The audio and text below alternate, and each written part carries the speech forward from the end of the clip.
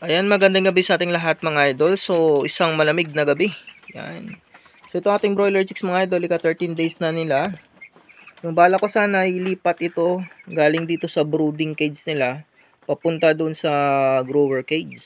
Kaso maulan at malamig yung panahon mga idol. Kaya bukas na natin ilipat to. Ika 14 days nila. Tingnan natin mga broiler chicks. Malalaki na sila yan. Sana bukas tumimbang to ng mga 400 grams pataas. Yan, kasi tinabangin natin to bukas mga idol.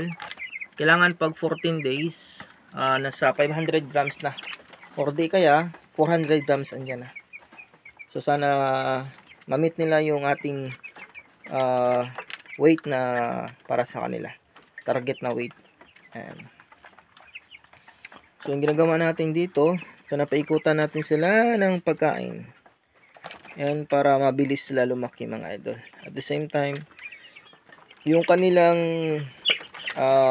tubig ay may dextrose powder para sa kanilang vitamins, para hindi sila manghina. At syempre idol, maging malakas at iwas sa sakit. Yan yung ating ginagawa sa kanila. Tingnan mo naman yan. Saglit lang idol, no? Parang kailan lang, sisiw pa lang to sila, pero ngayon malalaki na. Yan. Broiler chicks. Doon yung iba sa gilid eh. Yung mas maraming kain doon sa gilid. Kasi mas marami sila doon. Kaya maraming lagi na ubos agad doon eh. Kunti na lang natira. Kaya binibigyan agad natin. Ito na bago.